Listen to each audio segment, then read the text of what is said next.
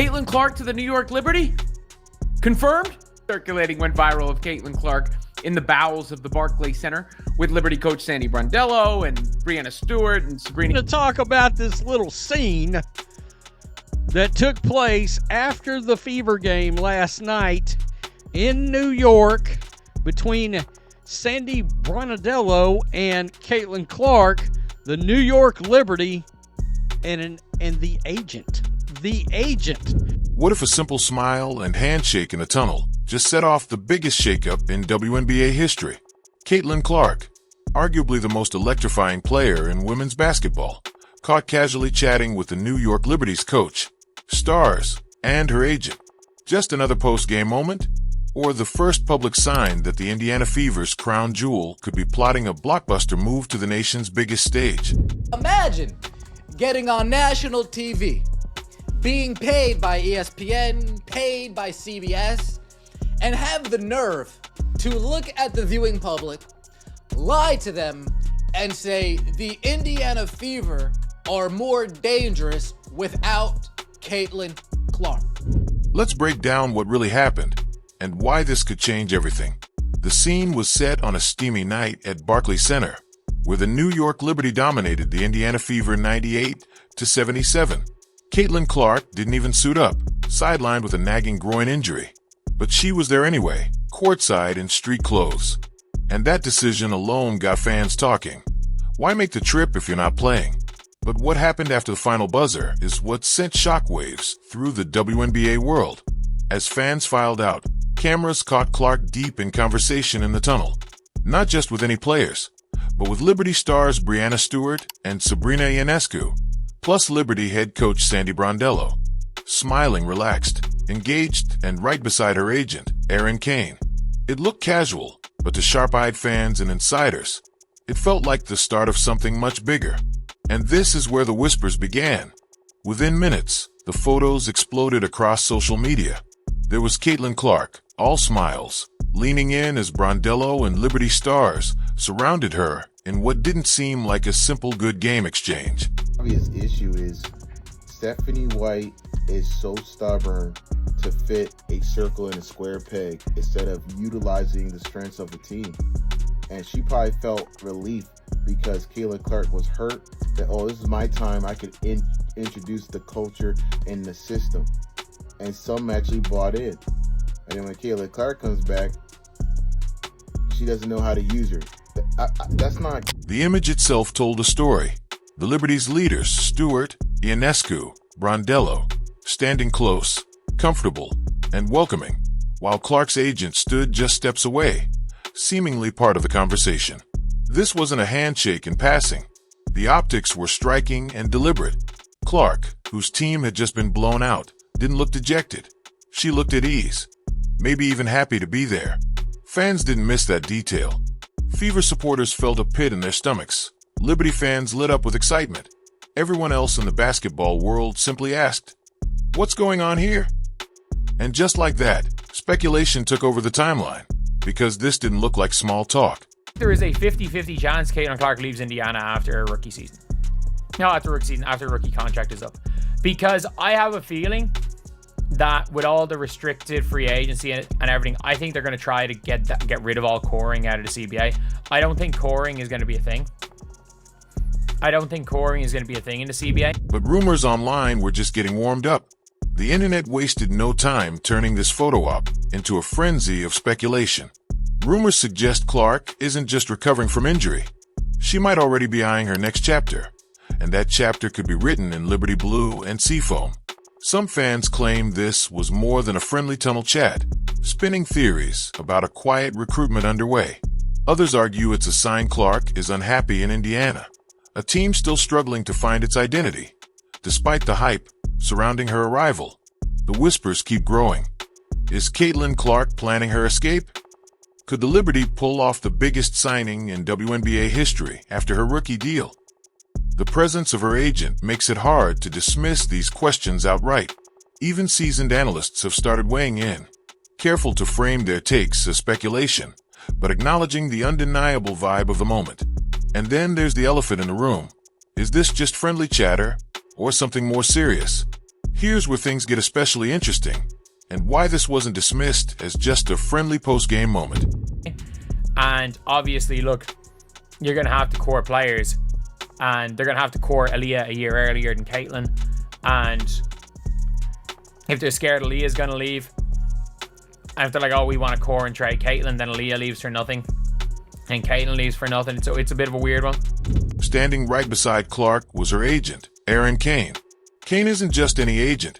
She's known for speaking boldly about Clark's worth and potential earning power, once saying Clark should be making more than almost anyone else in the WNBA. So when fans saw Kane smiling and mingling with Liberty Brass, it raised immediate questions. Was this simply a social interaction, or something that skirted the edge of WNBA tampering rules? The league's rules are strict. Teams can't directly recruit or attempt to sway players who are under contract elsewhere. The penalties, fines, lost draft picks are serious, but proving tampering is tricky. Conversations after games happen all the time. Coaches and players greet each other regularly. Unless someone produces concrete evidence, like audio or text records, it's hard to call this anything but optics. Liberty have shown her love. We've seen that as a bit of a theme. There was the moment between Stewie and Clark when Clark came back from injury the first time. And then there were some nice words. I missed the moment myself of them posted up there for a second. But there were some nice words from Liberty coach Sandy Brondello that I did capture. And I thought... Yet the presence of Clark's agent changes the dynamic. Kane's involvement makes this feel more calculated, more intentional. And that's why everyone's watching this situation so closely, because the contrast between Indiana and New York couldn't be clearer. This moment feels even bigger when you consider what Clark is dealing with in Indiana versus what's waiting for her in New York. The Indiana Fever began the season full of hope and hype, rolling out bold campaigns and signing veterans to help Clark lead them back to glory. But reality has been harsh. A 12-11 record, injuries, inconsistent play, and a team that still doesn't seem to know what it is. Clark's been sidelined for nearly a third of the season, and when she does play, critics say the system doesn't maximize her gifts. Meanwhile, the Liberty are the reigning WNBA champions, built like a dynasty in the making. They've surrounded their stars with veterans who know their roles, led by a coach, Sandy Brondello, who has a player-first philosophy that thrives on letting stars shine. This is how it starts in the NFL. This is how it starts in the NBA. When you start seeing the wheels in motion, there's signs. There's signs before eventually a player gets traded. A player eventually marks their next destination. The Indiana Fever, you're on notice. You're on notice. You better recognize what you've got going on, the asset in front of you, and you do whatever you have to do to correct what is happening. And there's more than basketball at play here. New York means the nation's largest media market, endorsements, exposure, and opportunities that simply don't exist in Indiana. For a player already crowned as the face of women's basketball, that's impossible to ignore. The Liberty offer more than a chance to win. They offer a platform that amplifies everything Caitlin Clark represents. And that's why fans can't help but wonder, is this where she truly belongs? So where does this all go from here? Right now, there's no official report that Clark is planning a move, and technically, she's still locked into her rookie contract with Indiana. But the speculation swirling around this tunnel moment has already put the Fever on notice. They can't ignore the optics or dismiss the noise as harmless chatter. The Fever's front office faces pressure to do something, to prove they can build around Clark, protect their star, and keep her happy. Meanwhile, Liberty fans are buzzing with excitement, imagining Clark running point for a stacked roster that already includes Breanna, Stewart, and Sabrina Ionescu. For the league itself, this is a tightrope. A Clark move to New York would instantly create a WNBA superteam, possibly tipping competitive balance, but also attracting unprecedented media attention, ratings, and revenue. Behind the scenes, you can bet that agents, executives, and league officials are all watching this unfold carefully, knowing that a few photos in a tunnel might be the first visible step toward a seismic shift in women's basketball. But even as rumors swirl, the question remains unanswered. Is this just smoke, or the first flicker of a fire that could reshape the WNBA? The Indiana Fever were supposed to rise.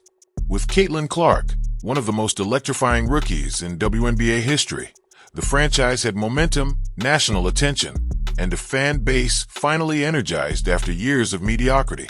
The Fever sold tickets, dominated TV ratings, and grabbed headlines. But beneath that excitement, cracks have formed, and quickly. Injuries have plagued their season, including Clark's own groin issues, keeping her sidelined for stretches. Even when healthy, Clark hasn't been unleashed. The coaching staff, led by Stephanie White, seems to struggle with balancing Clark's individual brilliance with team cohesion. Instead of building the offense around her generational playmaking, Indiana insists on fitting her into an existing system, a system that, frankly, hasn't delivered results. One night they look like playoff contenders. The next they're getting blown out by teams with far less talent. And while Indiana's marketing team is busy selling "now you know" slogans, the scoreboard tells a different story. For Clark, a player accustomed to being at the center of every offense, this inconsistency and mismanagement must be frustrating. Fever fans know they've got a star, but right now, their team looks like it's wasting the best chance it's had in years. While Indiana fumbles for an identity, the New York Liberty have built something rock solid. A culture of winning, built for longevity. Sandy Brondello's team isn't just stacked with talent. It's carefully constructed to thrive under pressure. Breanna, Stewart, Sabrina, Ionescu, Jonquil Jones. This is a championship core that knows how to close out games and dominate opponents. What sets the Liberty apart isn't just their talent. It's how that talent is empowered.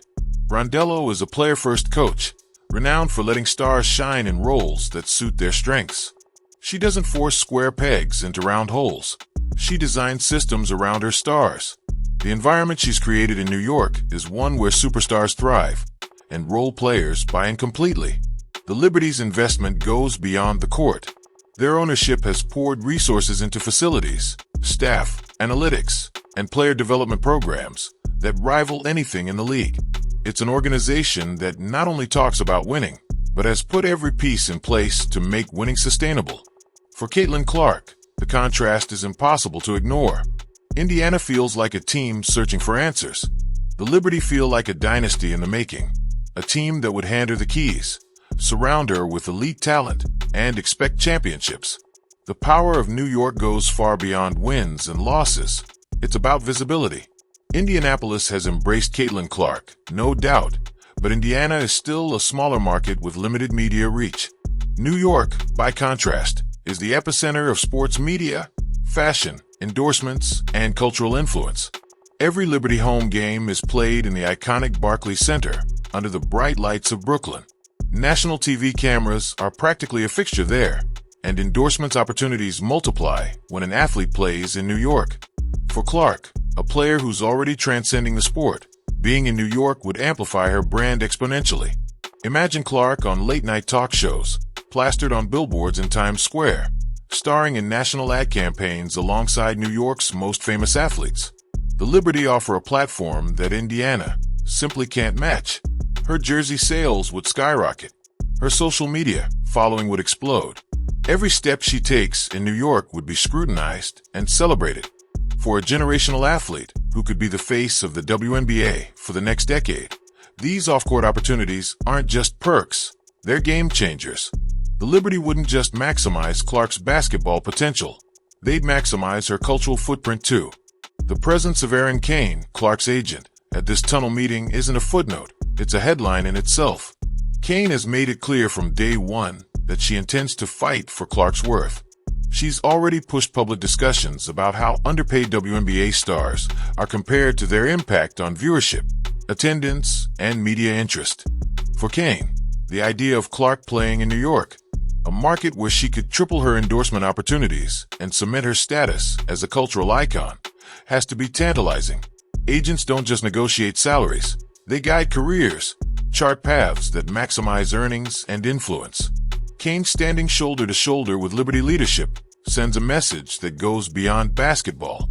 This is a business, and Clark's future is being actively managed. Kane knows that marketability matters. She knows that winning matters, and she knows that the Liberty offer both. Even if no contract discussions took place that night, her visible participation in the conversation raises eyebrows and invites speculation about long-term positioning. It's not unusual for agents to mingle at games, but this wasn't random mingling. This was Kane, Liberty Brass, and the WNBA's biggest star all in one frame. And to fans and insiders alike, that frame looks like a preview of a future that feels more inevitable by the day. Let's talk about tampering, because that's the phrase everyone's whispering right now. WNBA rules are clear. Teams aren't allowed to actively recruit players under contract with another franchise. The penalties for breaking those rules can be harsh: fines, loss of draft picks, even public censure from the league. But proving tampering isn't easy. Players interact after games all the time. Coaches and players hug, chat, and catch up. It's a league where familiarity is common and friendships run deep. A few smiles and a post-game conversation don't automatically equal tampering, especially without any hard evidence of recruitment talk. That said, context matters. The Liberty are a powerhouse franchise. Clark is the face of the league's future, and Erin Kane's presence at this meeting makes it feel like more than a casual post-game handshake. Even if no violations occurred, the optics are impossible to ignore. A struggling Fever star, her high-profile agent, and the championship-caliber Liberty all smiling together after a blowout loss. That image is powerful. Even if nothing illegal happened, it sends a signal to fans, to media, and, most critically, to the Indiana Fever themselves. New York might already be laying groundwork for a future bid. Indiana Fever fans aren't just concerned, they're panicking. The franchise finally had a reason for optimism, with Caitlin Clark ushering in a new era of relevance and excitement. She's filled arenas, sparked record-breaking ratings, and given fans in Indiana hope for something special. But now that hope feels fragile, the team is struggling to find consistency. Injuries have disrupted momentum, and coaching decisions, from rotations to offensive schemes, have left many fans questioning whether this organization can truly support a star of Clark's magnitude. And now this viral tunnel photo feels like salt in the wound. Fans see it as a symbol of vulnerability, a sign that Clark could one day walk away, leaving the Fever back in obscurity. The anxiety is palpable. Social media is flooded with posts pleading for the front office to wake up and take action before it's too late. The WNBA itself has a lot riding on this drama. On paper, competitive balance is crucial for league health. Spreading talent across markets helps keep more fan bases engaged and prevents dynasties that alienate smaller market teams. Indiana retaining Clark would seem like the league's ideal outcome. But then there's the other side of the coin. Star power drives ratings, and Caitlin Clark in New York would send ratings into the stratosphere. A Liberty superteam featuring Clark, Stewart, and Ionescu would dominate headlines, command national TV slots, and turn every game into must-see TV. Some insiders believe the league quietly wants this to happen, knowing that putting Clark on the sport's biggest stage could lift the entire WNBA's profile. Others argue it would undermine the competitive integrity the league has worked hard to build. Either way, league executives are watching this closely, because this isn't just about Clark or the Liberty or the Fever. It's about shaping the WNBA's future, attracting sponsors, selling tickets, and expanding into new markets. The question for the league isn't just whether tampering occurred. It's whether they're prepared for the cultural and business shift that would come with a Clark-led Liberty dynasty. Sometimes body language says more than words ever could, and that viral tunnel moment told a story that fans and analysts can't stop dissecting. Clark didn't look uncomfortable. She wasn't brushing off Liberty players or politely stepping away. She was engaged, smiling, leaning in.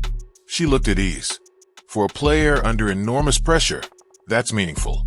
Clark's season in Indiana has been marked by frustration, injuries, criticism, and the weight of expectation. In this tunnel, though, she looked relaxed, comfortable, almost like she belonged there. To Liberty fans, this felt like confirmation that she'd be a perfect fit. To Fever fans, it felt like a warning sign. Analysts have noted that Clark has always thrived when surrounded by elite talent and strong leadership, and the Liberty offer both in spades. Her comfort level, her body language, the easy camaraderie with Liberty stars, It all suggests a player who could see herself in New York's culture and environment. That photo didn't just fuel rumors. It provided a glimpse into a possible future. A future where Clark isn't just visiting Brooklyn, she's leading the team. Imagine this. Caitlin Clark running point for the New York Liberty, feeding passes to Breanna Stewart and Sabrina Ionescu, spacing the floor with elite shooters at every position. It's not just an upgrade, it's a potential juggernaut. The Liberty have already shown they can build a super team. Stewart and Ionescu are all-stars. Jonquil Jones is a force inside, and Sandy Brondello knows exactly how to manage egos and optimize talent. Add Clark's transcendent playmaking and vision to that mix, and you're talking about a team that could dominate the WNBA for years. From a basketball standpoint, the fit is almost too perfect. Clark's ability to stretch defenses, run fast breaks, and deliver pinpoint passes would unlock another level of offensive firepower for New York. This wouldn't just be another strong team. It could be the most talented roster the WNBA has ever seen. And that prospect alone has fans and rival executives buzzing and anxious in equal measure. Caitlin Clark isn't just a star because of her skills. She's wired to win. Every time she steps on the floor, she brings a fierce competitiveness that elevates everyone around her. She's used to being the focal point, the one who takes the big shots, the one who shoulders the burden when things get tough. That's why this speculation about her future feels different than normal trade gossip. Clark is a competitor first and foremost. And right now, the Fever's lack of identity and consistency stands in stark contrast to the Liberty's championship pedigree. If Clark is evaluating where she can truly thrive, win titles, and maximize her legacy, New York might look very appealing. For someone wired like Clark, loyalty has limits, especially if the organization around her can't match her hunger to win. Another undercurrent fueling this drama: whispers that changes to the WNBA's collective bargaining agreement (CBA) could dramatically shift how player movement works. Currently, rookie contracts and core designations give teams like Indiana significant control over their stars. But if the next CBA reforms some of those mechanisms, as many expect, it could open the door for stars like Clark to move more freely at an earlier stage in their careers. That possibility raises the stakes for the Fever. Even if Clark is technically under contract, the winds of change in league governance could accelerate the timeline for when a move becomes possible.